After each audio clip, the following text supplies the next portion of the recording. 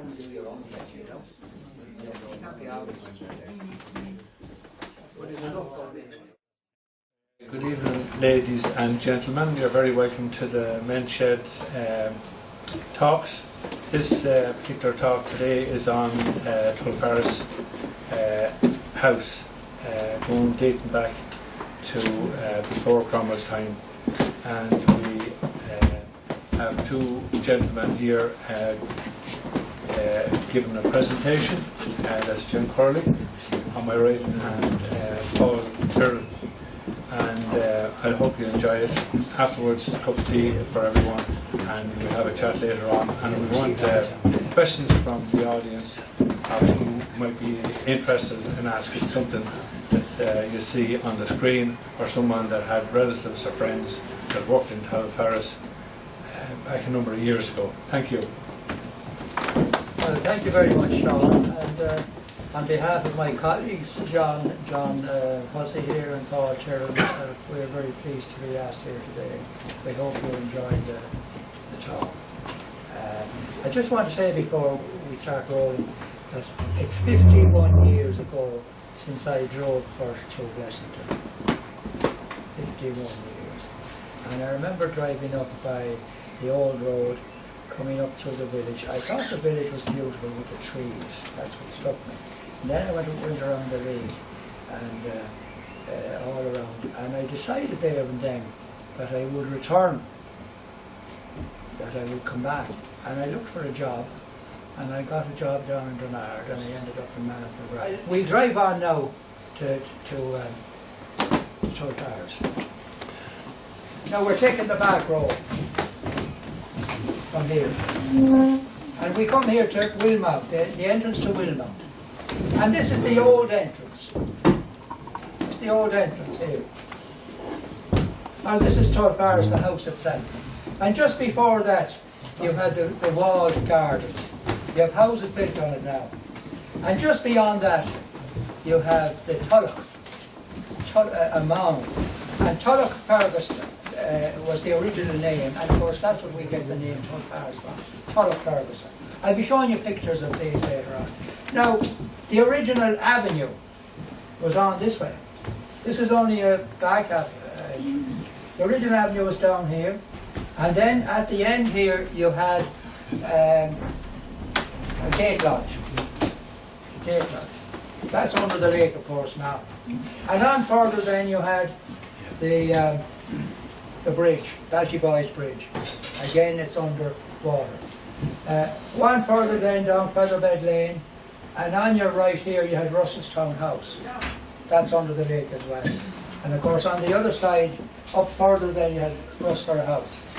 If you continue on the N81 here, you had the station, the tram station house here, which is still there in a lovely building. It was purpose built when they extended the tram from Blessington to Tulfarris. On over the bridge, and you'll come to Pollapuka House, which is there as well still. And down a bit then from that you have the falls. Now they were a great attraction at the time. They were a very, very great tourist attraction. The falls attracted huge numbers of people. In fact, it's what kept the hotel going. And people would come down on an excursion from Dublin on a Sunday, and they'd come down and get plenty of cheap pints at the falls. The peculiar thing was that the local men couldn't drink there, because you might have heard of the bona fide. And the bona fide meant that a local couldn't drink on a Sunday, but if you came from 3 miles away, you could drink. So the Dubs could come in their tram, drink away, and the locals couldn't. Now the next one. Now that's the entrance to Wilmount House. It's on the right. Wilmount House, of course, is gone now. Now that's an old picture of Tulfarris itself, 1948.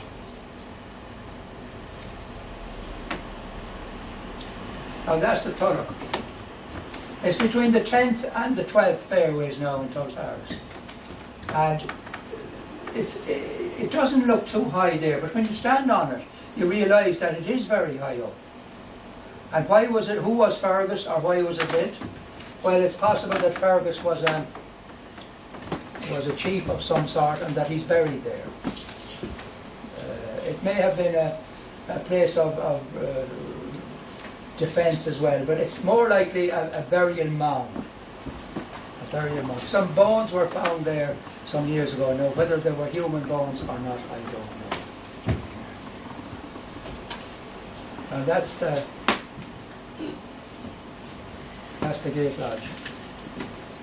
And that's gone, of course, under the lake as well. Right. And that's the bridge. A lovely bridge it was, Boys Bridge. And that was blown up, and of course again it's under the lake. Now, when they were going to construct the lake, a lot of the buildings were quarried, if you like. They were, any of the good stones or hearts and good stuff were taken out, and that's what happened here. Well, the roofs were taken out, of course, slates and tiles and everything. And that's a picture of it as it was more or less being demolished. Now, I think it was totally demolished, and of course it's under the lake now. Yeah, right. And there's a picture of Rossburg, which you all are very familiar with. Okay. And that's the station house. As I said, it was built purposely for the station master. And that was the end. The tram came as far as actually here, just there. Came on that. I have an old map to show where it actually came. So I came there. Right. And that's Pulafuka House. Very nice building. Now, when I came around here 51 years ago and looked at that place, the gardens were absolutely beautiful. The beautiful gardens. And they went into decay, and there's not as, it's nice still, but nothing like what it was. Because there was huge business there with the falls. Now, you're looking at it here from the side. You'd come in this way. You come in that way. So this is the side view, and very attractive. Right. And there's a nice picture of the actual falls at Pulafuka when it was in full state. Now, some years ago they let some water down for a while to show people what it was like. I think they do that occasionally. And it was very, very attractive and very, very exciting to see the water gushing down there. Right. Okay. Now we go back to Cromwell. You've all heard of Oliver Cromwell. Not a nice man as we're concerned. But he came in 1649. Now at the time, Tulfarris was occupied by people called MacDonald. MacDonald. It's still a name in the area. And MacDonalds were gallows lasses, or Gallovig, and that meant that there were foreign warriors. In fact, they were from the Scottish Islands, the gallows lasses. And they were put there all along that area, all along West Wicklow, facing the mountains, to defend Kildare and Dublin from the men in the Wicklow Mountains, the O'Byrnes and the O'Tooles, who would raid all this area, take away cattle, sheep, any kind of crops and so on. Now when Cromwell came, they were dispossessed. And we hear no more about the MacDonalds because they're just ousted. That's it. Now, we know that two Harnage brothers came into the area and got possession of a lot of land. And one of the Harnage brothers took over Russellstown. And they stayed there until, they were there until quite recently. The other brother took over Tulfarris. And they were there from that time.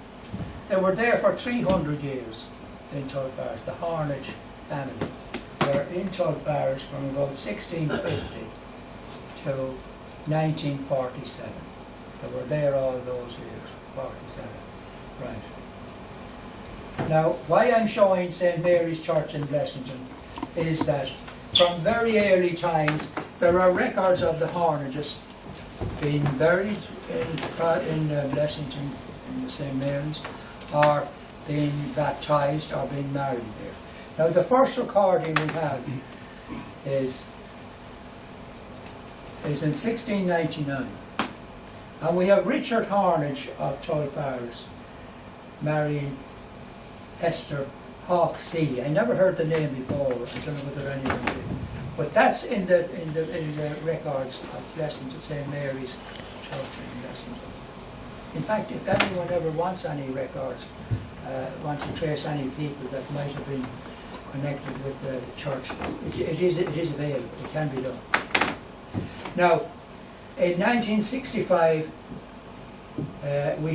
he was the last then, Edward Hornage was the last to be buried there in 1965. So for all those years you have records of the family and they're being buried and married and so on.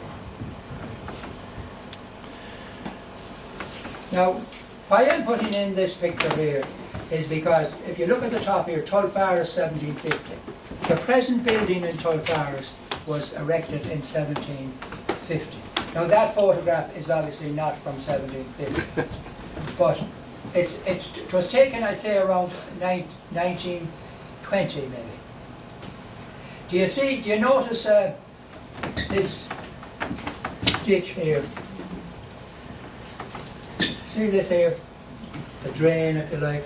That was a ditch to stop cattle from going in. It was about 6 foot deep, and it stopped cattle going in, and yet it didn't prevent you from looking out. It was called ha-ha. Funny, peculiar name, but that's what it was called, ha-ha.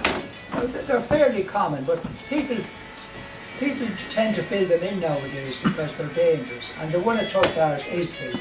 They're too dangerous. Now this is part of the walled garden, and of course walled gardens. Am I going too fast? Walled gardens were a part of every big house because they would grow fruit, vegetables, and so on in the walled garden, and those people were self-sufficient. Now, they would have had a lot of people working there, that have working in the fields and their own staff, and people working in the house that have a parlour maid and a chamber maid and a house maid and all the rest of it. There were a whole lot of people. So there were a lot of people to feed. And they would. Now, I want to yes, John. Now, can you see that gate?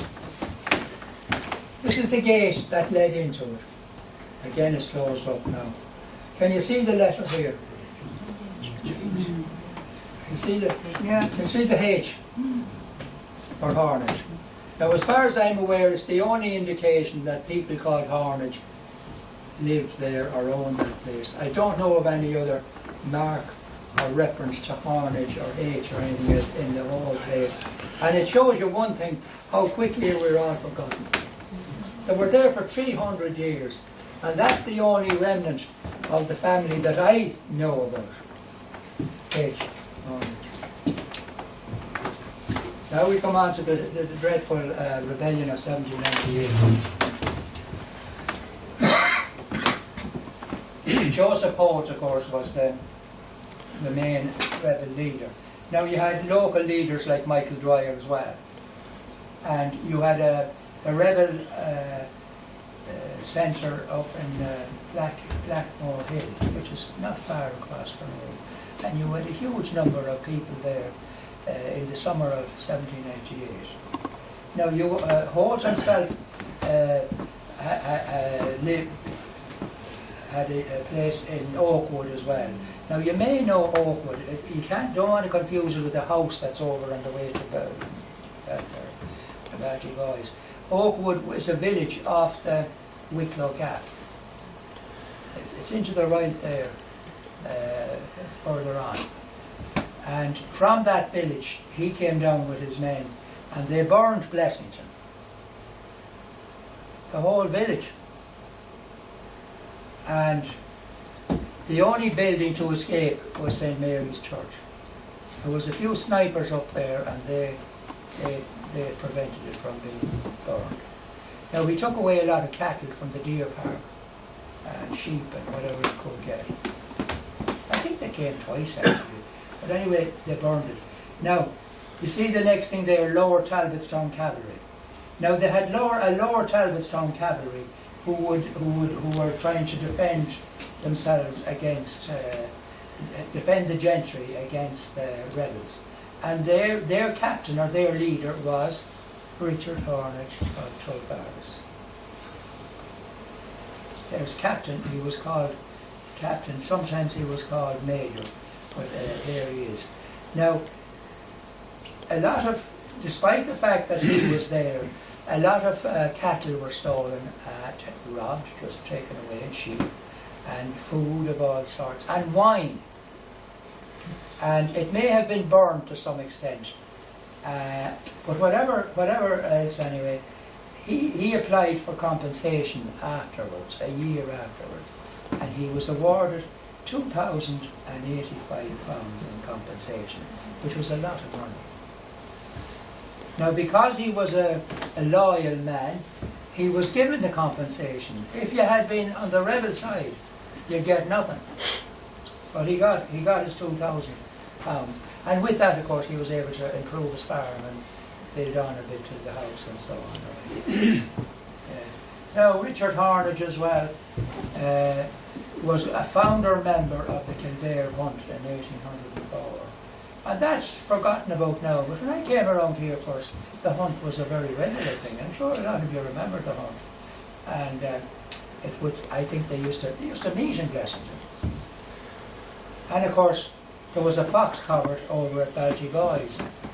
And the fox covert would be roughly between Balgyboy's house, say, and Balgyboy's graveyard, across the hill there.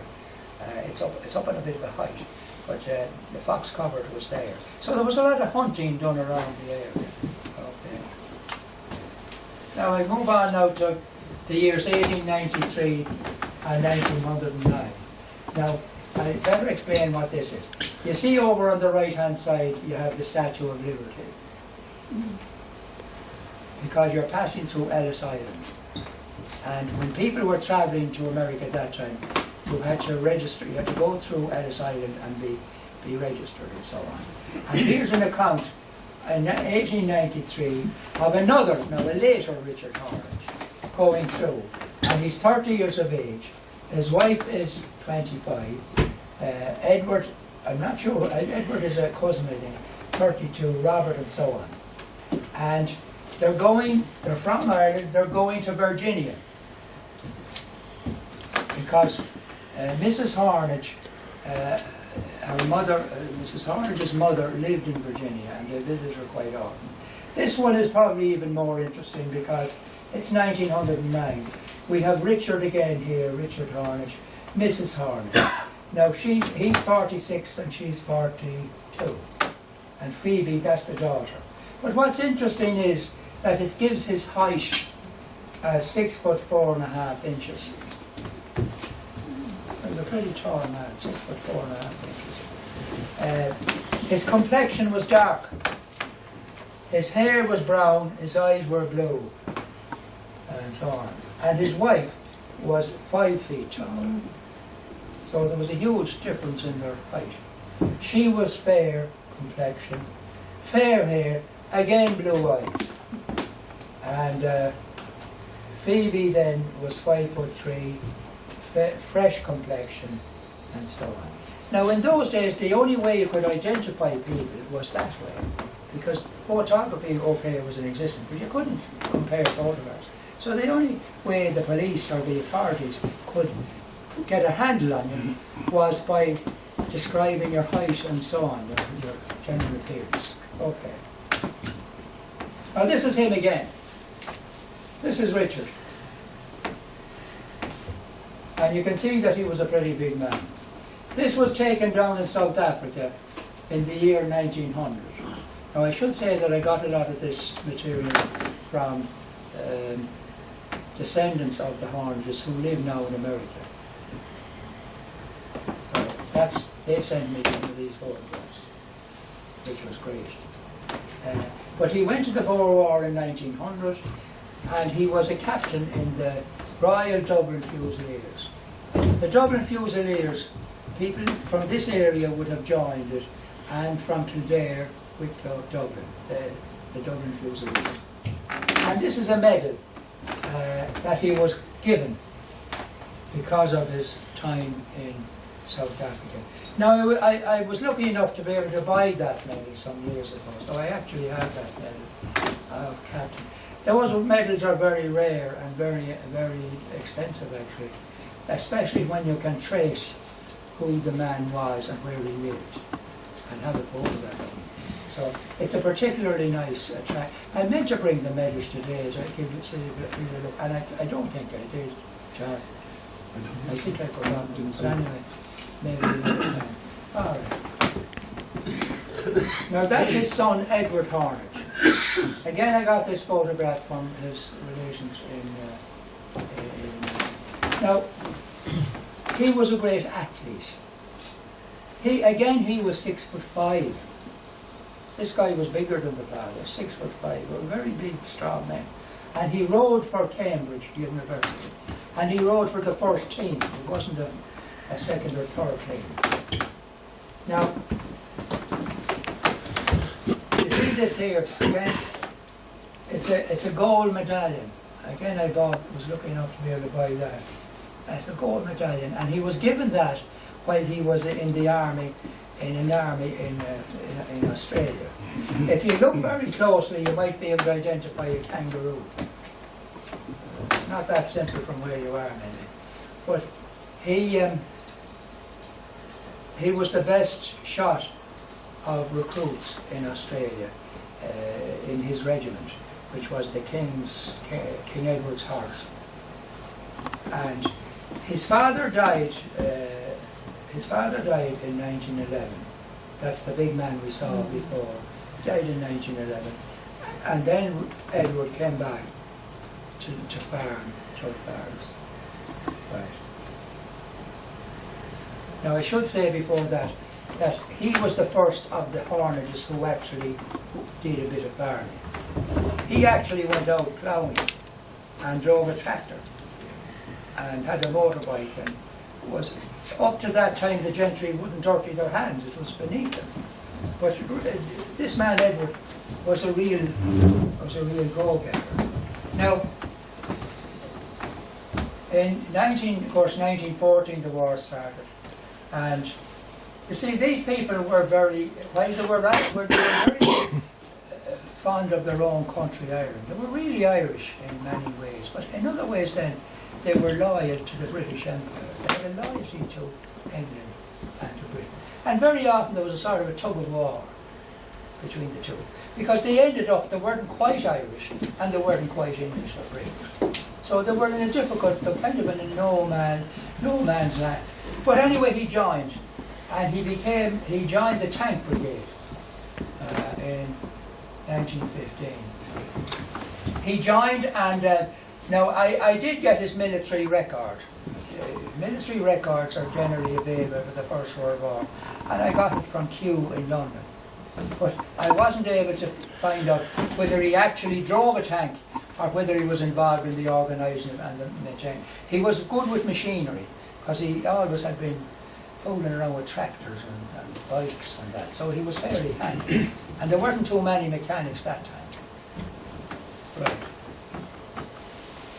Now there he's buried in Blessington Church, St Mary's, Blessington. Does anyone recognise it now? I'm sure you do. It's there if you go to the left, and it's down there a bit, just halfway down on the left hand side. It's there.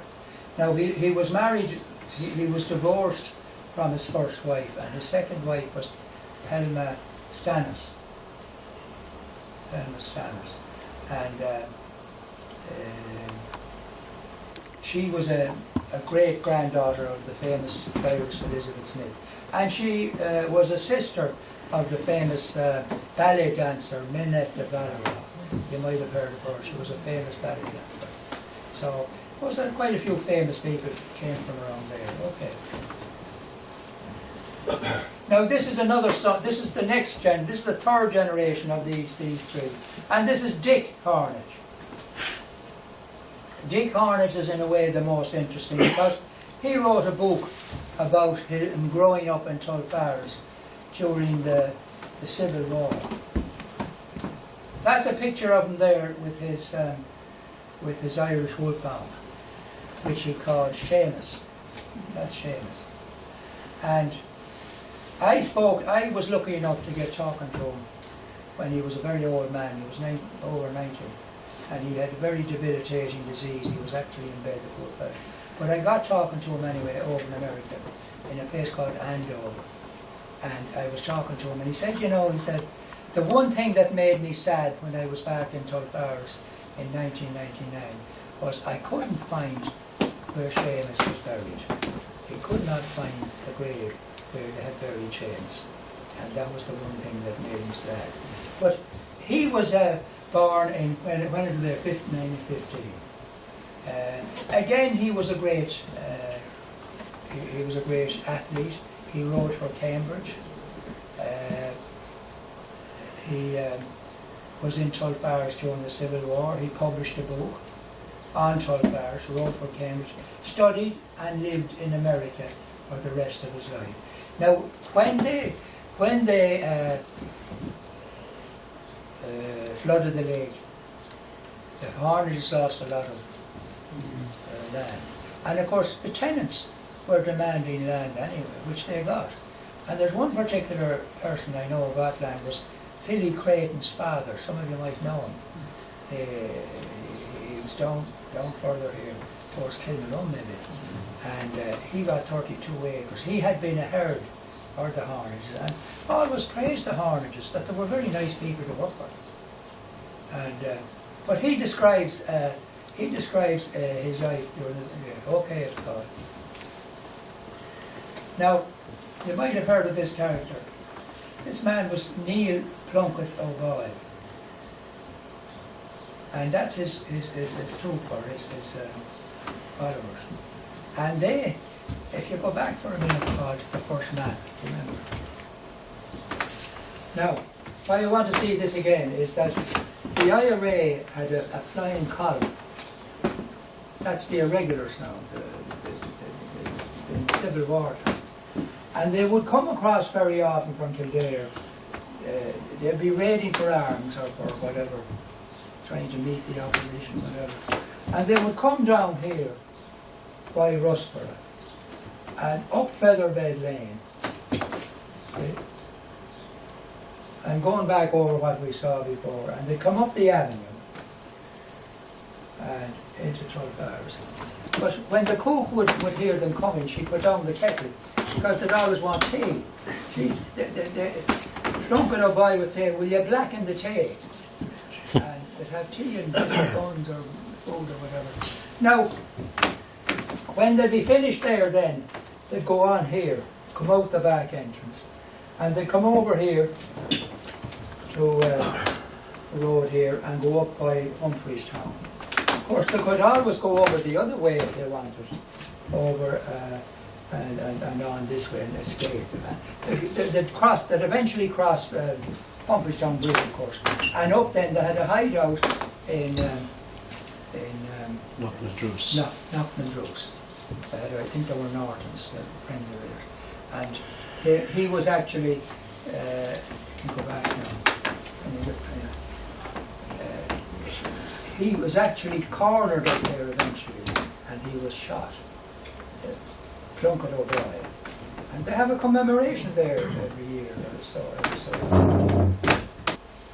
Now, it was sold out in 1947.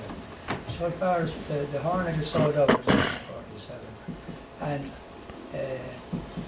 Edward and his new wife went to live in Blackrock or somewhere out there.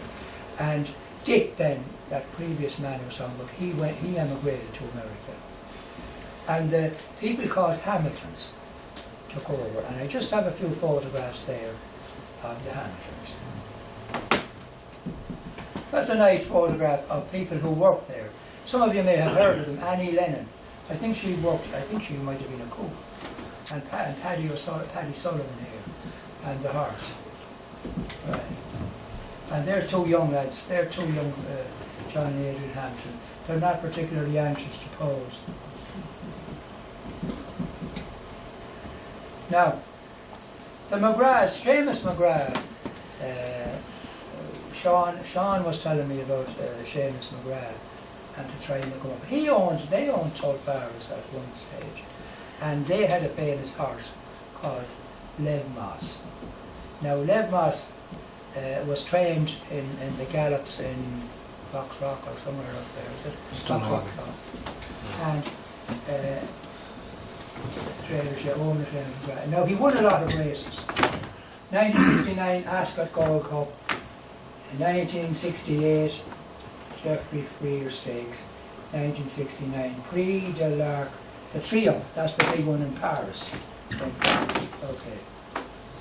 Now, owners after the McGraths, Carl Mullen.